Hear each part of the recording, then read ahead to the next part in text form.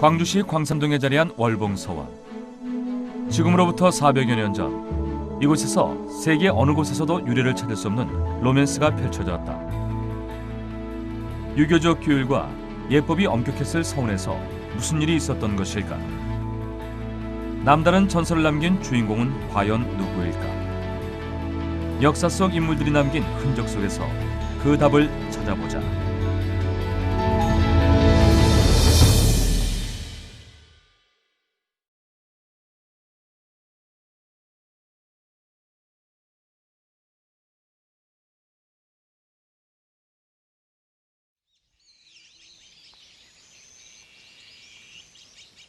먼저 살펴봐야 할 것은 바로 월봉서원. 그 구조를 살펴보면 이곳에서 어떠한 일들이 이루어졌는지 알 수 있다. 서원문을 열고 들어서면 좌우에 유생들의 기숙사인 서재와 동재가 자리한다. 그 위편으로 빙월당과 장판각이 있고, 빙월당 뒤편의 문을 지나면 숭덕사가 나타난다.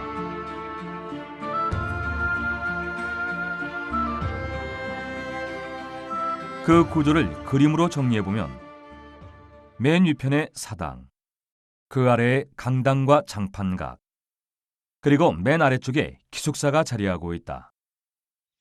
이러한 건물의 배치는 선현의 높은 뜻을 기리고 강당을 통해 선현의 가르침을 다음 세대에 전하려는 뜻이 담겨 있다. 서원 건물의 배치와 역할이 이러한데 유생들에 대한 관리가 소홀했을 리 없고 400여 년이 흐른 지금까지 회자될 정도의 로맨스라면 평범한 유생의 이야기거나 불경스러운 이야기일 리 없다. 그렇다면 월봉 로맨스의 주인공은 과연 누구란 말인가? 인터넷의 힘을 빌려보자. 검색어는 월봉 로맨스. 연관 검색어를 보면 공통적으로 등장하는 단어가 눈에 들어온다. 바로 고봉 기대승과 퇴계 이황, 그리고 조선 최고의 사상 로맨스다. 월봉 로맨스의 주인공이 조선시대의 두 학자였을까? 역사 기록에서 그 답을 찾아보자. 고봉 기대승과 퇴계 이황. 이들은 조선시대의 대표적 학자들이었으니 당대의 왕과의 관계도 밀접했을 것이다. 그렇다면 조선시대의 역사적 기록이 담긴 조선왕조 실록에 그들의 행적이 실려 있을 것이다. 첫 번째 기록은 두 사람이 함께 등장하는 선조실록 3권이다. 실록에는 예조 판서 이황이 벼슬을 그만두고 낙향하려는 것에 두 사람이 서신을 교환했고, 기대승은 이황의 건강을 매우 염려해 선조 임금에게 몇 차례 진언했다고 기록되어 있다. 선조실록 3권에 보면 기대승에 대한 이황의 생각을 엿볼 수 있다. 선조 임금이 낙향하는 이황에게 학문하는 사람 중에 추천할 만한 인물이 있는지 묻자 이황은 선조에게 이렇게 아뢰는다.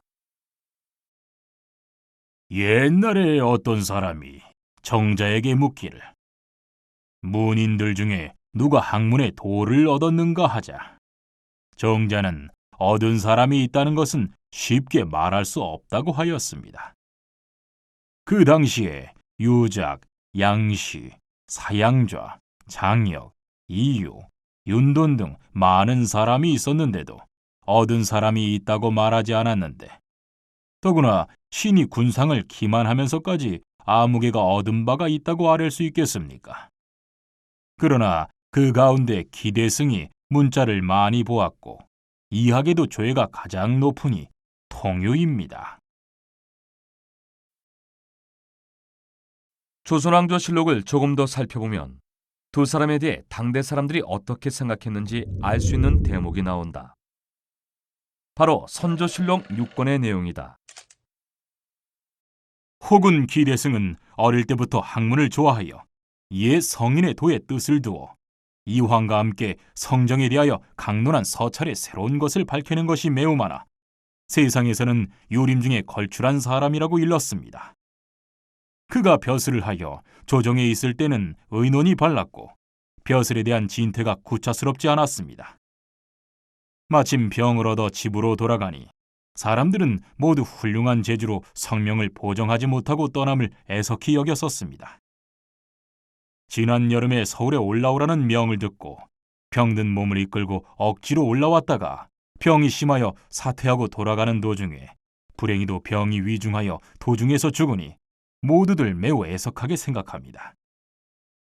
가세가 어려워서 장사를 치를 수도 없다고 하니 더욱 가련합니다. 그 도의에 감사해서 하서하여 관비로 장사 지내도록 하여 훌륭한 선비를 소중히 여기는 뜻을 보이소서. 기대승과 이황은 무려 26살이라는 나이 차이에도 불구하고 서신교환을 통해 조선 성리학 연구에 크나큰 성과를 일궈냈다. 선조실록에는 그들의 남다른 관계에 대해 설명하는 대목이 실려 있다.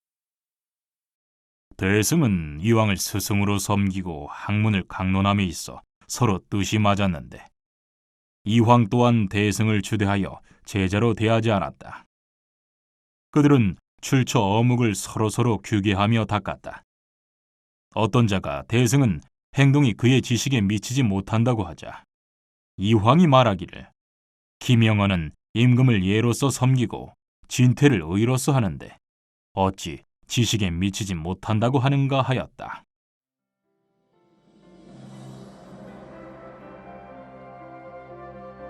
스물여섯이라는 나이 차이에도 불구하고 성리학의 근간을 논하고 더불어 처세의 어려움을 나누었던 고봉 기대승과 퇴계 이황. 그들의 사상 로맨스는 기대승이 벼슬길에 들어서면서 시작됐다.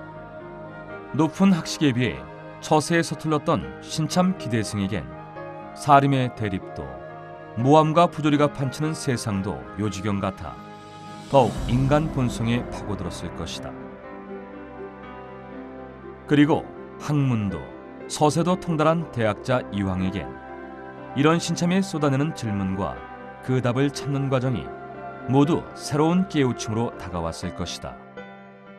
그들이 그토록 열심히 논했다는 사단 칠정이라는 것은 무엇일까? 사단이란 인간 본성에서 나오는 마음씨이고 칠정이란 인간이 사물을 접하면서 갖게 되는 감정이다. 논쟁의 핵심은 첫째, 사단이 이에 속하는가 아니면 기에 속하는가였고 둘째는 이가 과연 발동할 수 있는가 없는가였다.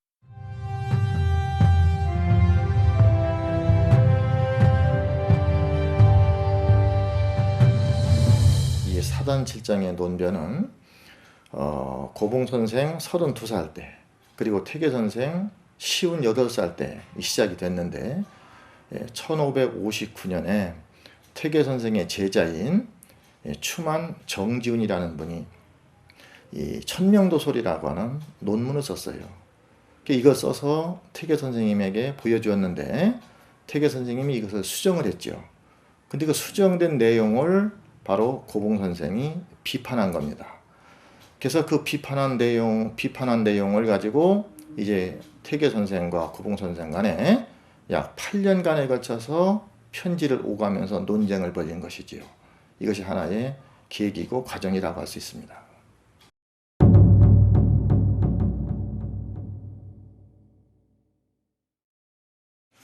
이 사단칠정 논변은 우리 조선 유학사에서 대단히 중요한 의미를 갖습니다. 물론 고봉과 퇴계선생의 사칠논변 이전에도 다른 논변이 있긴 있었지만 그러나 본격적인 학술 논쟁 또 성리 논쟁은 바로 이것이 효시라고 해도 과언이 아닙니다. 두 분의 이 논쟁을 통해서 퇴계선생이나 고봉선생이나 당신 자신들의 성리학이 보다 깊이 있게 심화되었고 또 뿐만 아니라 이를 계기로 해서 우리나라 조선 유학의 퇴계학파와 율곡학파 또 기호유학과 영남유학이 전개되는 그런 하나의 계기를 마련했다는 거죠. 또 하나는 바로 율곡성리학에 영향을 준 것이 바로 고봉의 이 성리학이다 이렇게 얘기할 수 있습니다.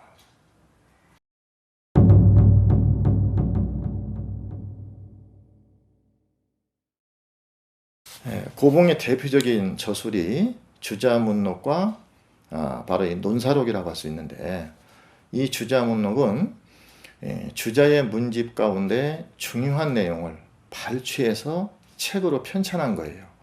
그럼 이 책은 성리학을 공부하는 학자들에게 바로 기초가 되는 교과서라고 할 수가 있죠. 그런데 사실 조선에 많은 영향을 미친 것이 태계가 쓴 주자 서절요인데, 이것보다 바로 1년 뒤인 1557년에 편찬을 했어요. 근데 이때가 고봉 선생의 나이가 몇 살이냐면 31살이에요. 태계 선생은 57세에 이 책을 편찬했고, 고봉 선생은 31살에 편찬을 했어요.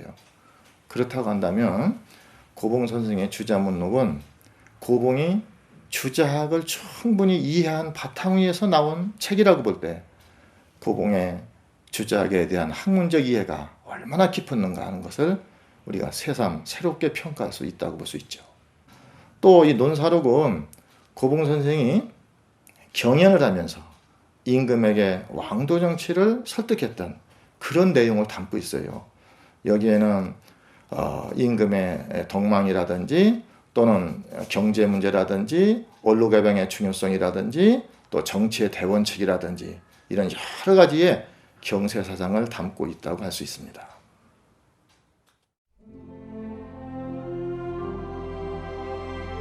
인간 심성의 근원은 무엇인가? 우리는 생각과 마음을 어찌해야 하는가? 이러한 질문을 매일 자신에게 던질 이는 많지 않다. 바쁜 일상을 사는 현대인들에게 생각하기는 귀찮고 머리 아픈 일로만 여겨져 왔기 때문이다. 그러나 우리가 생활에 쫓겨 잠시 생각할 시간도 없이 허겁지겁 달려오는 사이에 많은 것들이 사라졌고 우리들의 몸도 마음도 피폐해졌다. 이대로 좋은 것인가? 당신은 정말 이대로 행복한가? 월봉 로맨스의 실체를 찾기 시작한 자리에 다시 섰다. 그리고 그 자리에서 월봉 살롱을 만났다. 나이를 따지지 않고 신분을 따지지 않고 배움의 깊이를 따지지 않는 열린 자리. 바로 이곳에서 새로운 로맨스가 시작되고 있다. 누군가는 멋진 음악에 끌리고 또 누군가는 깊이 있는 가르침에 끌린다. 그 끌림의 정체를 알지 못해도 좋다. 언젠가 당신이 이 자리에 서게 될 때 당신은 깨닫게 될 것이다. 가슴 설레는 이 느낌, 저 밑바닥으로부터 샘솟는 이 기쁨, 바로 우리 생각이 싹을 틔웠던 이곳 월봉 서원에서 비롯됐다는 것을 말이다.